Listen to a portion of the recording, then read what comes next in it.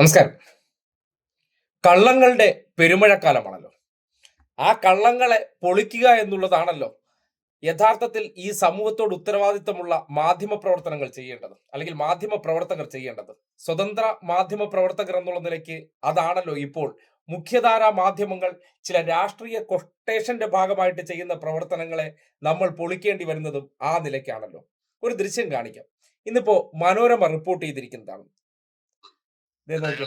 പാലക്കാട് പോകുമ്പോൾ കണ്ട തുരങ്കം കണ്ടിട്ടാണ് പറയുന്നത്. ആശ്ചര്യമാണ് ആ കുടുംബത്തിന് ഉണ്ടായത്. അപ്പൊ ഞാനത് അസംബ്ലിയിൽ ഒരു തവണ പറഞ്ഞു, ഇങ്ങനെ ഒരു കുടുംബം എന്ന് പറഞ്ഞു. നമ്മുടെ നാട്ടിൽ ആ തരത്തിലുള്ള മാറ്റങ്ങൾ വരികയാണല്ലോ. ന്യൂയോർക്കിലെ റോഡിലേക്ക് റോഡ് അയാള് പാലക്കാട് പോകുമ്പോൾ കണ്ട തുരങ്കം കണ്ടിട്ടാണ് പറയുന്നത്. ഇന്നിപ്പോ മനോരമ പ്രസിദ്ധീകരിച്ച ഒരു ദൃശ്യമാണ്. മുഖ്യമന്ത്രി മുൻപ് കുതിരാൻ തുരങ്കത്തിലൂടെ ഒരു കുടുംബം യാത്ര ചെയ്തതിന് ശേഷം അതിന്റെ അനുഭവത്തെക്കുറിച്ച്, അല്ലെങ്കിൽ റോഡുകളുടെ നിലവാരത്തെക്കുറിച്ച് അദ്ദേഹത്തെ കണ്ട ഒരു കുടുംബം പങ്കുവച്ചത് ന്യൂയോർക്കിലെ റോഡുകൾക്ക് സമാനമായിട്ടുണ്ട് കുതിരാൻ തുരങ്കം എന്ന് അദ്ദേഹം, അല്ലെങ്കിൽ അദ്ദേഹത്തോട് പറഞ്ഞ കാര്യത്തെയാണ് വളച്ചൊടിച്ച് ഇന്നിപ്പോ ചേർത്തലയിൽ ദേശീയപാതയിലെ കുഴിയിൽ ഒരു കുട്ടി വീഴുകയാണ്. ഒരു പെൺകുട്ടി വീഴുന്ന ദൃശ്യത്തെ മനോരമ എടുത്തിട്ട് ദേശീയപാത നിർമ്മാണം നടത്തുന്നത് കേന്ദ്ര സർക്കാരിന്റെ കീഴിലുള്ള NHAI അഥവാ ദേശീയപാത അതോറിറ്റിയാണ്. അവർ നിർമ്മിക്കുന്ന റോഡിൽ ഉണ്ടാകുന്ന കുഴി, അല്ലെങ്കിൽ ഈ ദേശീയപാതയിൽ ഉണ്ടാകുന്ന ഇത്തരം പ്രശ്നങ്ങൾ, അതിന് ഉത്തരവാദികൾ ആരാണ്? ഈ നാട്ടിലെ PWD വകുപ്പോ സർക്കാരോ അല്ല.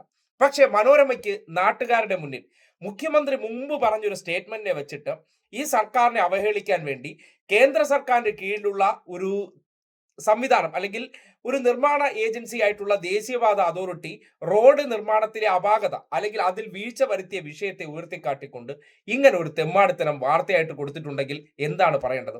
അതിന് തിരിച്ച് ഒരു ഉദാഹരണം മാത്രമേ പറയാനുള്ളൂ. അതായത് ഈ മാമൻ മാപ്പിളയുടെ മക്കൾ ചെയ്യുന്ന കുറ്റമുണ്ട്. ആ കുറ്റം ഈ നാട്ടുകാർ കണ്ടുകൊണ്ടിരിക്കുമ്പോൾ ആ കുറ്റത്തെ നമ്മൾ എങ്ങനെ വിലയിരുത്തണം?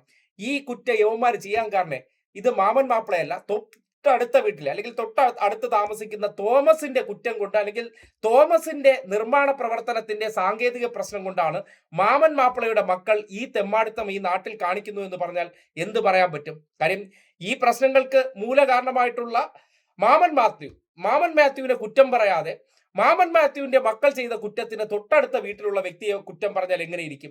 അത്രയേ ഉള്ളൂ ഈ വിഷയവുമായി ബന്ധപ്പെട്ട് മറുപടി പറയേണ്ടത്. കാര്യം തോന്നിവാസവും തെമ്മാടിത്തവും രാഷ്ട്രീയ പ്രവർത്തനത്തിന് വേണ്ടി മാസപ്പടി കൊട്ടേഷൻ വാങ്ങിച്ചിട്ട് അവർ ചെയ്യുന്ന പ്രവർത്തനങ്ങളെ ചിലത് തുറന്നു കാട്ടി വിമർശിക്കേണ്ടി വരും. അതിന് പറയുന്ന വാചകത്തിന്റെ നിലവാരമൊന്നും ആരും അളക്കാൻ വരണ്ട. കാര്യം നിങ്ങൾക്ക് പോളിഷ്ഡ് ഭാഷയുടെ മറവിൽ നിന്നുകൊണ്ട് തെമ്മാടിത്തവും, അല്ലെങ്കിൽ ഒരു പ്രതികരണവും മറ്റൊരു ദൃശ്യവും ഉപയോഗപ്പെടുത്തിക്കൊണ്ട് തെറ്റിദ്ധാരണ ഉണ്ടാക്കാനും ഇവിടുത്തെ സംവിധാനവും ഈ നാട് മോശമാണെന്ന് പറയിക്കാൻ ശ്രമിച്ചു കഴിഞ്ഞാൽ വളരെ ശക്തമായിട്ട് തന്നെ ആ വിഷയത്തിൽ മുഖം നോക്കാതെയും ആ വിഷയത്തിൽ എന്ത് ഗ്രാവിറ്റിയിലാണോ മറുപടി പറയേണ്ടത് അത് പറഞ്ഞിരിക്കും. അതിൽ കണ്ടില്ലേ, നിലവാരം കണ്ടില്ലേ? നിലവാരം അളക്കാനുള്ള സ്കെയിലോ അല്ലെങ്കിൽ അതുമായി ബന്ധപ്പെട്ട ഉത്തരവാദിത്വമോ ഇവിടുത്തെ ഒരു ഏജൻസിയോ, അല്ലെങ്കിൽ ഒരു മാപ്രയെയോ, അല്ലെങ്കിൽ മറ്റ് പോളിഷ്ഡ് ഭാഷയുടെ ആൾക്കാരെ ഏൽപ്പിച്ചിട്ടുണ്ടെങ്കിൽ അതും വെച്ചുകൊണ്ട് അവിടെ ഇരുന്നാൽ മതി. ഈ വിഷയവുമായി ബന്ധപ്പെട്ട് ഇമാതിരി പ്രവർത്തനങ്ങൾ മാധ്യമ പ്രവർത്തനം എന്ന പേരിൽ നടത്തുന്ന തെമ്മാടിത്തമായിട്ട് മാത്രമേ കാണാൻ കഴിയുള്ളൂ. അല്ലാതെ തുരങ്കപാതയിലൂടെ യാത്ര ചെയ്ത അനുഭവത്തെക്കുറിച്ച്, ചേർത്തലയിലെ ഇപ്പോൾ നിർമ്മാണത്തിൽ ഇരിക്കുന്ന ദേശീയപാതയുമായി ബന്ധപ്പെട്ട അപാകതകൾ, അവർ നിർമ്മിച്ചുകൊണ്ടിരിക്കുന്ന വീഴ്ചകൾ, ആ വീഴ്ചയെ സംസ്ഥാന സർക്കാരിന്റെ തോളിലേക്ക് വെച്ചിട്ട് അവന്മാരുടെ മാസപ്പണി വാങ്ങിച്ച് ഞണ്ണുന്നവരാണ് മാമൻ മാപ്പിളയുടെ പേരിൽ. എന്നാൽ തൊട്ടടുത്ത വീട്ടിലെ തോമസിന്റെ നിർമ്മാണ പ്രവർത്തനത്തിന്റെ സാങ്കേതിക പിഴവ് കൊണ്ട് ജനിച്ച ഇപ്പോഴത്തെ മക്കൾ ചെയ്യുന്ന ആ പ്രവർത്തനത്തെ ഈ രീതിയിൽ മാത്രമേ വിലയിരുത്താൻ കഴിയൂ എന്ന് പറയേണ്ടി വരികയാണ്.